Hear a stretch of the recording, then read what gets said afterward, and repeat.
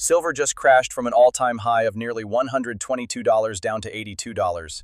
And while everyone's running scared, this pullback might actually be the opportunity of the decade. The question isn't whether silver will hit $100, it's whether you'll position yourself before it does.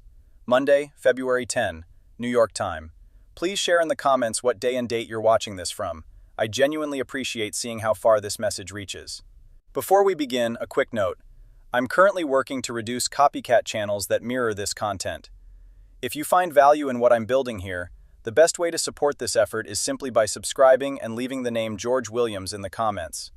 It may seem small, but it truly makes a meaningful difference. Now let's talk about what's really happening with silver right now, because the story behind these price swings is absolutely critical to understanding where we're headed next. As I'm recording this, silver is trading at approximately $81.95 per ounce. On the surface, that might sound disappointing if you caught wind of the recent highs, but when you zoom out and look at the bigger picture, something extraordinary is unfolding in this market. Just 1 year ago, on February 5, 2025, silver was sitting at a modest $32.30 per ounce. That means even after the recent correction, silver has still more than doubled in 12 months. Let that sink in for a moment. We're not talking about some penny stock or meme coin here. We're talking about a physical commodity with thousands of years of monetary history that just delivered a 143% return in a single year. But here's where the story gets absolutely wild. On January 29, 2026, silver touched an all-time high of $121.88 per ounce. I remember that day vividly because my phone wouldn't stop buzzing with notifications. Silver was making headlines everywhere. People who'd never even thought about precious metals were suddenly asking how to buy silver. The momentum was electric, the charts looked parabolic, and then everything changed in a matter of hours. What happened next was one of the most brutal single-day crashes in silver's modern history. The price plunged 35% in a single trading session. 35%. To put that in perspective, that's the kind of volatility that would make cryptocurrency traders blush. It was the biggest one-day collapse since 1980, and it left a lot of people shaken, confused, and probably nursing some serious losses if they'd bought near the top. So what actually triggered this massive sell-off? The answer lies in something called margin requirements. The Chicago Mercantile Exchange, where silver futures are traded, increased margin requirements from 11% to 15%. Now, if you're not familiar with how futures markets work, let me break this down simply.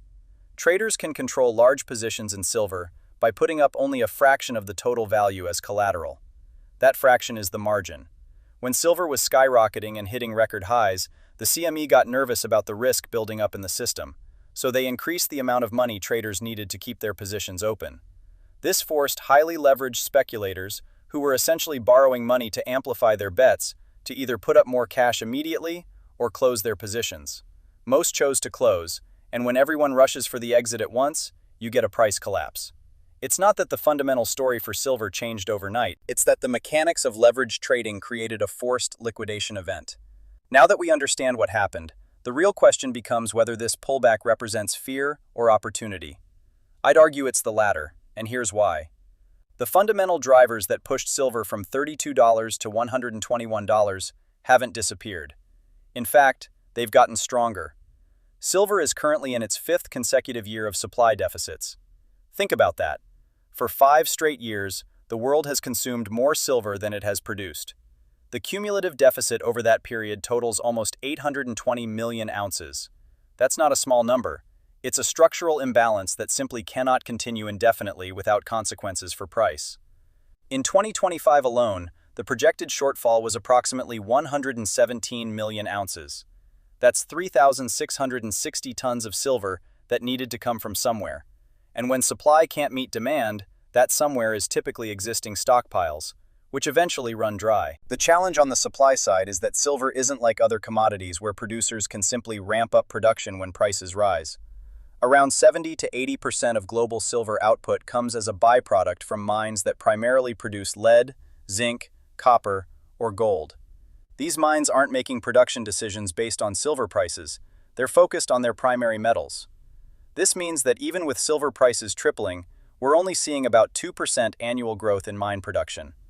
In 2025, global mine output increased to roughly 830 million ounces, but demand is growing faster than that modest production increase can accommodate. Now let's talk about where that demand is coming from, because this is where the story gets really interesting.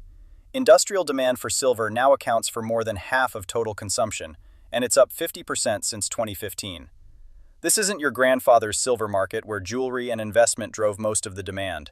Today, silver is absolutely critical to the technologies that are reshaping our world. Solar photovoltaic technology alone accounted for 29% of industrial demand in 2024, compared to just 11% a decade earlier. Every solar panel requires silver for its electrical contacts, and as the world races to meet climate goals and transition to renewable energy, that demand is accelerating. But it doesn't stop there. Electric vehicles, artificial intelligence infrastructure, semiconductors, 5G networks, all of these technologies rely heavily on silver's unique properties as the best conductor of electricity and heat among all metals. You simply cannot build the future without silver, and that creates what I call inelastic demand. Companies need silver not because they want it, but because their products won't work without it. Meanwhile, on the investment side, we saw something remarkable in 2025. Exchange-traded funds, which allow investors to gain exposure to silver without physically holding it, saw inflows of 187 million ounces. That's an enormous vote of confidence from the investment community, and it came at a time when people were increasingly worried about inflation, currency debasement, and geopolitical instability. Silver, along with gold, tends to perform well in environments where trust in fiat currencies is declining, and we're certainly living through one of those periods. Then there's the geopolitical wildcard that many people aren't paying enough attention to. On January 1st, 2026, China implemented a new licensing regime for silver exports. They're now restricting export eligibility to producers with minimum output of 80 tons per year. This might sound like dry regulatory news, but the implications are massive. China's policy change affects somewhere between 60 and 70% of global refined silver supplies. When a major player in the global supply chain starts limiting exports, it creates uncertainty and tightness in the market. Buyers outside China suddenly find it harder to source material, and that scarcity premium gets built into the price. So with all these bullish fundamentals in place, where does silver go from here? Let's look at what the technical analysts and market strategists are saying. Right now, silver is consolidating in what traders describe as a wide, noisy sideways range. The bottom of this range sits around $70, and the top is around $80 to $83. We're currently testing the upper end of that range at $81.95. Above us, the key resistance level to watch is $92. If silver can convincingly break through $92 and hold above it, that opens the door for a much more aggressive move higher. On the downside, structural support sits at $83.10, and below that, we'd be looking at the $70 level as major support. When it comes to price forecasts for where silver might trade throughout 2026, there's a wide divergence of opinions, which actually tells us something important about the uncertainty and opportunity in this market. On the conservative end, ING expects silver prices to average $55 per ounce in 2026. That would represent a significant pullback from current levels, and would suggest the recent rally was overdone. Peel Hunt raised their full-year 2026 forecast by 79% to $75 per ounce, which is closer to where we are now but still implies limited upside from here. However, other analysts are far more bullish. Some are projecting silver to reach $100 to $200 by early in the second quarter of 2026. Gold Silver's lead analyst expects silver to trade above $100 throughout 2026, as supply deficits deepen and industrial demand continues to accelerate. Who's right? Well, that depends on which factors you believe will dominate. The bears would point to the recent volatility, the potential for demand destruction if prices stay elevated, and the possibility that investment flows could reverse if other asset classes become more attractive. They might also argue that the Federal Reserve's monetary policy could strengthen the dollar and put pressure on commodity prices. These are legitimate concerns that anyone considering silver needs to wrestle with. But the bulls have a compelling counter-argument rooted in physical market fundamentals. They'd say that 5 consecutive years of deficits have already drawn down available stockpiles to critical levels. They'd point out that industrial demand isn't discretionary. Companies can't simply choose not to buy silver when they need it for solar panels or semiconductors. They'd highlight that mine supply is structurally constrained due to the byproduct nature of most production, meaning there's no cavalry coming to rescue the market even if prices double from here. And they'd emphasize that China's export restrictions remove a significant source of supply from the global market, right when deficits are already severe. Investment banks are split on how to read the current situation. UBS strategists view the recent sell-off as normal volatility within a continuing structural uptrend, rather than the end of the bull market. They're essentially saying this is a healthy correction in a longer-term upward move. Goldman Sachs analysts, on the other hand, were more cautious about silver than gold, specifically because of supply constraints in the critical London market, suggesting that tightness could actually lead to more volatility and potentially limit upside if it disrupts orderly trading. So what needs to happen for silver to reach $100? First, we need to see the current consolidation phase resolve to the upside. That means breaking through the $92 resistance level with strong volume and conviction. Second, we need investment demand to stabilize or increase from current levels. If ETF investors continue adding positions or if new buyers enter the market attracted by the fundamental story, that provides buying pressure. Third, industrial demand needs to remain robust, which seems likely given the trajectory of solar installations, EV adoption, and tech infrastructure build-outs globally. Fourth, we need the macro environment to remain supportive, which generally means a weaker dollar, accommodating monetary policy from central banks, and ongoing concerns about inflation or currency stability. What could prevent silver from reaching $100? A significant strengthening of the US dollar would create headwinds, since silver is priced in dollars. A global economic slowdown that meaningfully reduces industrial demand, particularly from China, would be bearish. Further increases in margin requirements that force another wave of liquidations could trigger another sharp correction. Or perhaps some unexpected new source of supply enters the market, though given the production constraints I mentioned earlier, this seems unlikely in the near term. The timeline for a potential move to $100 is the trickiest part to nail down. Some analysts suggesting we could see it in the first or second quarter of 2026 are basically saying it could happen within the next few months.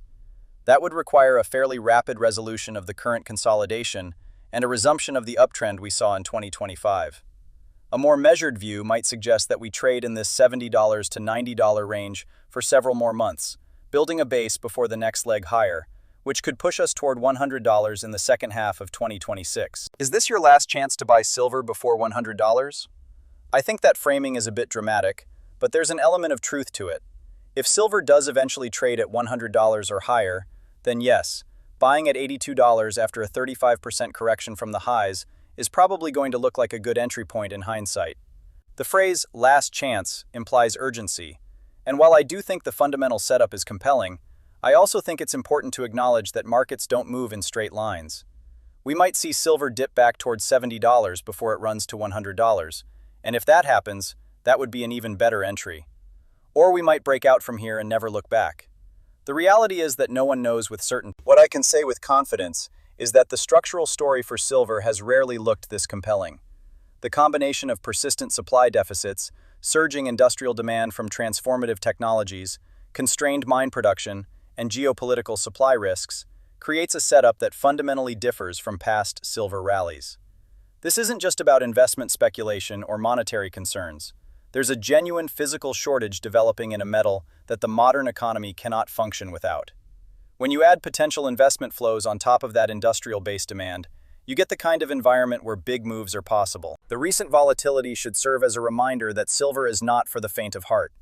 If you can't handle 35% single-day swings, then maybe this isn't the right market for you, and that's perfectly okay. But if you understand the fundamentals, if you're investing with a time horizon measured in years rather than days, and if you can stomach the volatility that comes with commodities trading, then the current price levels offer what appears to be a compelling risk-reward opportunity. Whether this is truly your last chance before $100, only time will tell. But the setup is there, the fundamentals are there, and the momentum could easily return. If you found this analysis valuable, do me a favor and hit that like button. Subscribe to the channel if you want more deep dives into markets and opportunities that most people aren't paying attention to. And drop a comment below with your thoughts on silver. Are you buying this dip, or do you think we're headed lower first? I read every comment, and I genuinely want to hear what you're thinking. Thanks for watching, and I'll see you in the next one.